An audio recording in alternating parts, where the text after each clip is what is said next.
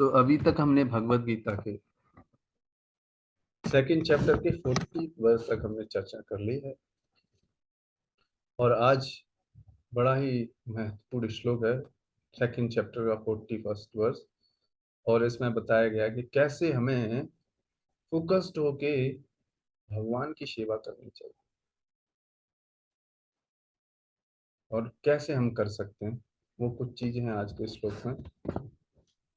और इस श्लोक का सहारा लेके भौतिकवादी लोग क्या है ना, भौतिकवादी कार्यों के लिए मोटिवेट करते हैं इस श्लोक को कोट कर करके हैं? लेकिन ये श्लोक बोला गया आध्यात्मिकता के लिए। आइए कि वो श्लोक पढ़ते हैं और फिर चर्चा करते हैं।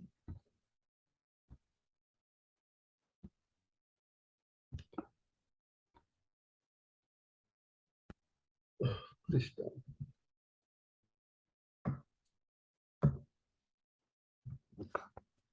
Bhagavad Gita second chapter 41st verse. व्यवसायात्मिका बुद्धि एके कुरु नंदन बहुशाखा हि अनन्तश्च बुद्धयो अव्यवसायिनाम्। जो इस मार्ग पर चलते हैं, जो इस मार्ग पर मतलब किस मार्ग पर है, ये समझना बहुत जरूरी है। इस मार्ग पर मतलब भगवान की भक्ति जो करते हैं, इस मार्ग का मतलब है जो भगवान की भक्ति करते हैं वे प्रयोजन मतलब लक्ष्य, प्रयोजन का मतलब होता है क्या चीज हासिल करनी है हमको। तो क्या चीज हासिल करनी है? भगवान की भक्ति। तो जो भगवान के पथ पर चलते हैं वो क्या होते हैं? भगवान की भक्ति, भगवान के प्रति प्रेम डेवलप करने में क्या रहते हैं? दृढ़ प्रतिज्ञ रहते हैं, डिटरमाइंड रहते हैं। डिटर्मिनेशन क्या होता है कि जब तक वो चीज हासिल नहीं कर लेंगे तब तक व्यक्ति शांत नहीं बैठेगा। इसको बोलते हैं डिटर्मिनेशन। हार नहीं मानेगा चाहे परिस्थितियां कैसी हो जाएं, इसको बोलते हैं डिटर्मिनेशन। और उनका लक्ष्य भी एक होता है। और उनका लक्ष्य क्या है? एक ही प्रयोजन है उनका, बहुत सारे प्रयोजन नहीं है। क्योंकि वो डिटरमिन्ड रहते हैं कि मेरे को ये करने से ये अचीव हो जाएगा। तो इसलिए उनका लक्ष्य क्या है? कृष्ण प्रेम प्राप्त करना।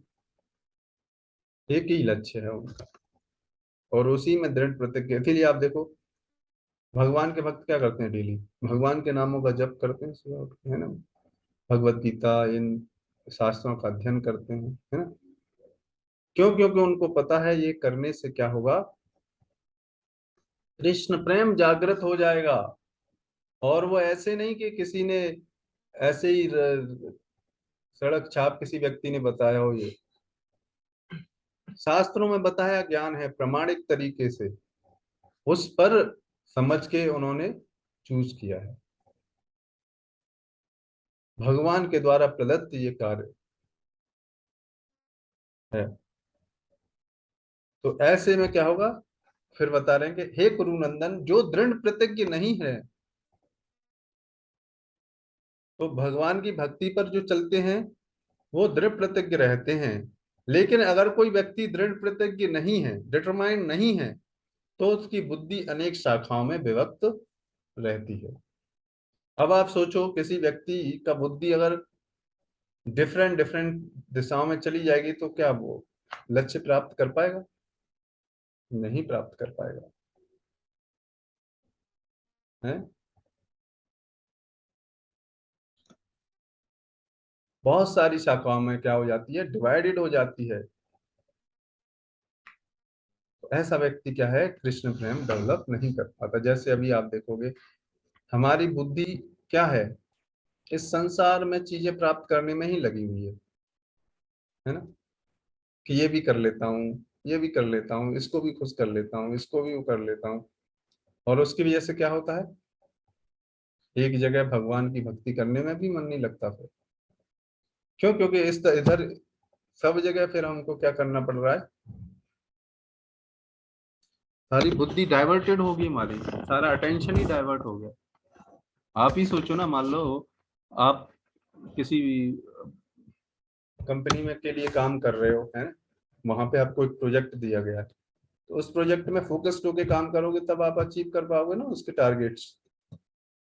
कि और कुछ उसके अलावा आप बहुत सारे कार्य करते रहोगे तो क्या होगा, समय जाएगा, बुद्धि जाएगी, सब कुछ अटेंशन जाएगा, जिस कार्य के लिए आपको भेजा वो नहीं कर पाओगे।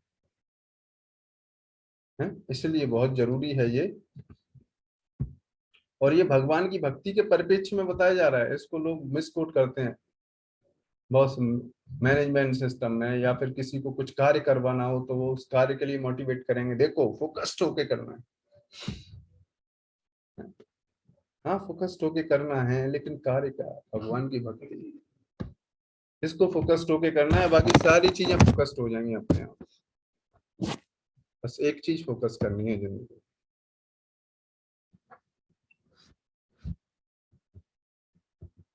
और प्रामाणिक व्यक्ति के निर्देशन में, जो कि खुद भी भक्ति के नियमों का आचरण कर रहा है, ये नहीं कि बोल ही रहा है वो।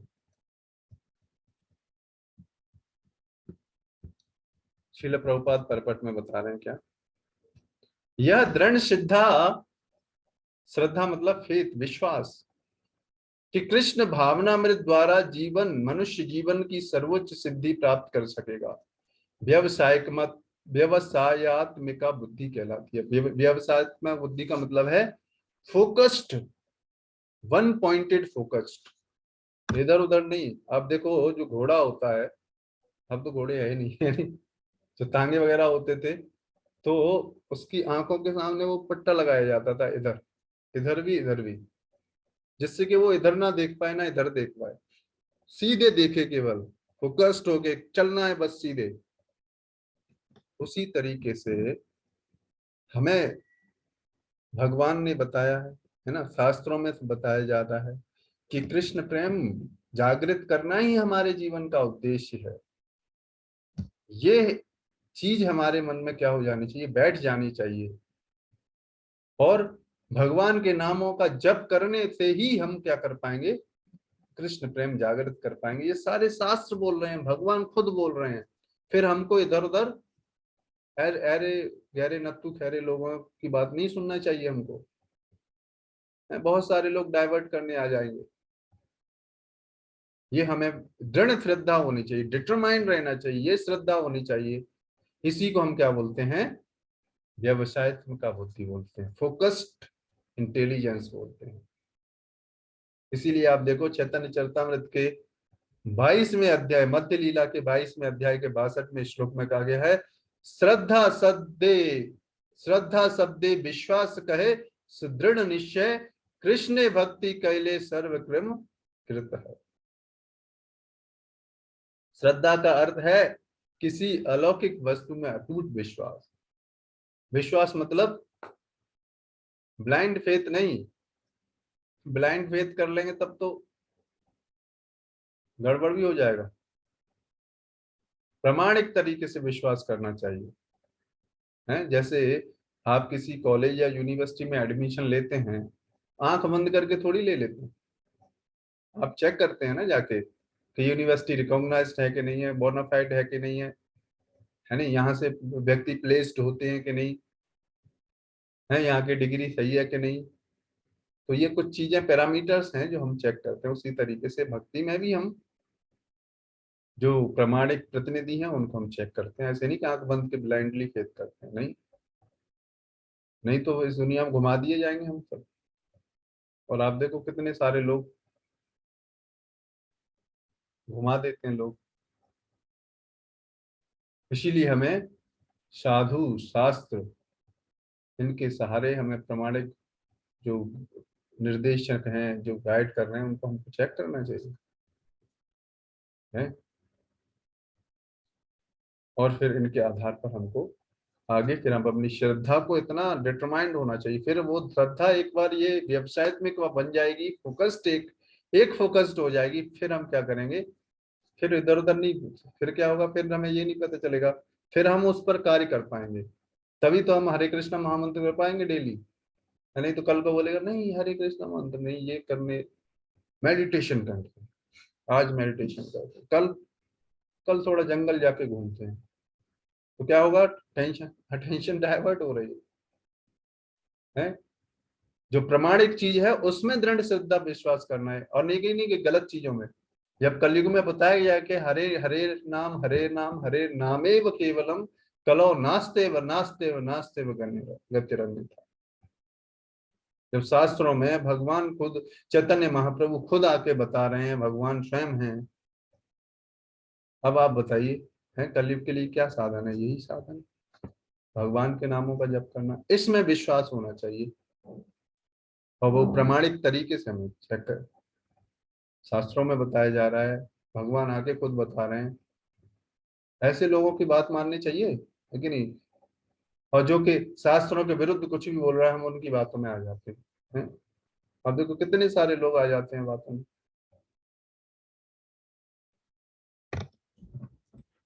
इसलिए हमें क्या होना चाहिए? इतना अटूट विश्वास होना चाहिए इस भगवान के नामों पर, और इनके नामों का जप करने मात्र से क्या होगा? हम कृष्ण प्रेम जागृत होएगा।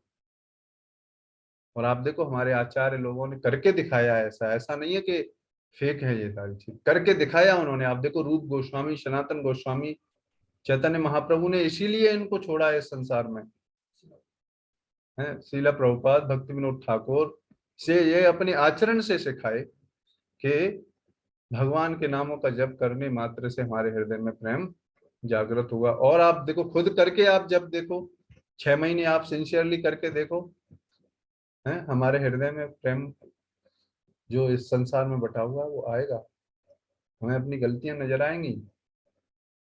एक दिन में नहीं होगा, धीरे धीरे प्रयास करने से। जब कोई कृष्ण भावना अमृत में कार्यों में लगा होता है, तो उसे परिवार, मानवता या राष्ट्रीयता से बंधकर कार्य करने की आवश्यकता नहीं होती है। जब वो भगवान के लिए कार्य कर रहा है, सर्वोच्च व्यक्ति इस संसार के लिए, फिर उसके लिए छोटे मोटे कार्य नहीं रह जाते कुछ भी। पूर्व में किए गए शुभ अशुभ कार्यों के फल ही उसे इस काम कर्मों में लगाते हैं। जब कोई कृष्ण भावनामृत में संलग्न हो, तो उसे अपने कार्यों के शुभ फल के लिए प्रयत्नशील नहीं रहना चाहिए, है। जब कोई व्यक्ति भगवान के लिए कार्य करना प्रारंभ कर देता है, भगवान की भक्ति करना प्रारंभ कर देता है, तो उसके लिए क्या सुख दुख हानि लाभ इस सबसे ऊपर उठ जाता है। केवल भगवान की प्रसन्नता के लिए वो सेवा करता है, और भगवान की प्रसन्नता में चाहे वो से हानि हो या लाभ हो।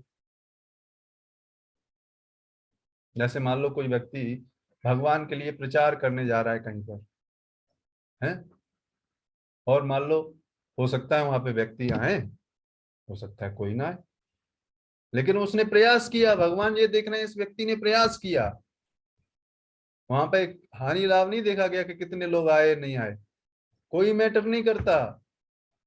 आपने जाके वहां पर लोगों को बताया, प्रोग्राम किया, आए या ना आए वो भगवान के हाथों में।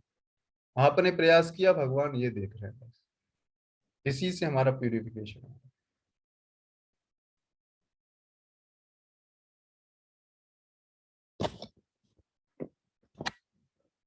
इसीलिए जो कृष्ण भावना अमृत में दृढ़ रहते हैं, वो परेशान नहीं रहते हैं, अपना कार्य करते हैं, वो करते रहते हैं, चाहे सफलता मिले या ना मिले। हाँ, इसका मतलब ये नहीं कि वो अब गलती कर रहे हैं तो उसको सुधार नहीं रहे, एनालाइज करते हैं कि इस बार क्या गलती हुई, नेक्स्ट टाइम फिर सुधारते हैं, और प्रयत्नशील रहते हैं, हताश नहीं होते कि मैं नहीं कर पाऊंगा। जब कोई कृष्ण भावना अमृत में लीन होता है, लीन का मतलब है जब वो व्यक्ति भगवान की भक्ति करता है, तो उसके सारे कार्य आध्यात्मिक धरातल पर हो जाते हैं। और जो व्यक्ति कृष्णा कॉन्शियस होता है, वो हर कार्य क्या सोचेगा? भगवान की प्रसन्नता के लिए करने के लिए सोचेगा। मान लो उसे कोई फ्रूट्स दिख गया, तो उस फ्रूट्स को देखेगा कि मैं भोग लगाऊंगा भगवान, उसका ये चेतना हो जाएगा जैसे। और नहीं तो भौतिकवादी व्यक्ति क्या सोचेगा? फल देखेगा, अच्छा दिखा, चलो खा लेते हैं फटाफट, है नहीं। लेकिन जो कृष्णा कॉन्शियस व्यक्ति होगा, वो क्या होगा? चलो भगवान के लिए लेके चलते हैं, भगवान को भोग लगाएंगे, फिर बाद में जो प्रसाद होगा वो खाएंगे। अब देखो सेम एक्टिविटी है, एक व्यक्ति अपने लिए कर रहा है, एक भगवान के लिए कर रहा है, बस इतना अंतर है। और ये कैसे होता है? भगवान के नामों का जप करने से ही ये बुद्धि ऐसे परिवर्तित हो जाती है। और अब आप देखो, ऐसा जब हम करेंगे करेंगे तो पूरा ऐसा कोई क्षण नहीं बचेगा, ऐसा समय हो जाएगा कि हर कार्य हम भगवान के लिए करने लगे, हर कार्य। और फिर आप देखो, जब हमारा ये शरीर हम जब छोड़ेंगे तो कैसे विचार आएंगे? ऐसे विचार आएंगे, तो हम अंत में भगवान के धाम चले जाएंगे, दोबारा नहीं आना पड़ेगा। है, जब कोई कृष्ण भावनामृत में लीन होता है तो उसके सारे कार्य आध्यात्मिक धरातल पर होते हैं, क्योंकि उसमें अच्छे तथा बुरे का कोई ड्युअलिटी नहीं होती। कृष्ण भावनामृत की सर्वोच्च सिद्धि देहात्म बुद्धि का त्याग है। और कृष्ण भावनामृत की सर्वोच्च सिद्धि कब प्राप्त होगी? जब हम देहात्म बुद्धि से ऊपर उठेंगे, जब हम ये इस शरीर की डिमांडों से ऊपर उठ जाएंगे, हैं, जब हम ये समझ लेंगे हम ये शरीर नहीं है, हम ये आत्मा है, और छोटे मोटे कष्ट के लिए प्रभावित नहीं होंगे। हैं, आज थोड़ा हाथ में दर्द कर रहा है, मंगल आरती नहीं उठेंगे। हैं, आंख दर्द कर रही है, पेट दर्द कर रहा है, आज रेस्ट कर लेते हैं। ये क्या है? ये देहात्म बुद्धि है। इससे ऊपर उठना पड़ेगा अगर हमें भक्ति में आगे बढ़ना है तो। और जो व्यक्ति दृढ़ होते हैं वो उठते हैं और भगवान उनकी सहायता करते हैं। कृष्ण भावनामृत की प्रगति के साथ क्रमशः यह अवस्था स्वतः प्राप्त हो जाती है। और जैसे जैसे व्यक्ति कृष्ण कॉन्शियसनेस में आगे बढ़ता है तो फिर इससे ऊपर उठता है, और भगवान की प्रसन्नता के लिए वो उठता है सुबह। है, धीरे धीरे करके ये स्तर आएगा हम सबका। अभी हमारी गाड़ी कैसी है? धक्का प्लेट है, कोई धक्का लगा देता है तो 2-4 दिन चलती है, फिर रुक जाती है। ठीक है, तो आज के सेशन को हम यहीं विराम करेंगे। अगर आपका कोई प्रश्न हो आज के सेशन से, इसको यहीं, इससे आगे हम कल चर्चा करेंगे इस पैराग्राफ से। ये काफी इंपॉर्टेंट श्लोक है। अगर आपका कोई प्रश्न हो आज के सेशन से तो आप ले सकते हैं, नहीं तो हम इसको यहाँ विराम करेंगे। ठीक है, आप सभी भक्तों का बहुत बहुत धन्यवाद। जगत गुरु श्रील प्रभुपाद की जय। निताय गौर प्रेमानंदे। हरि हरि बोल।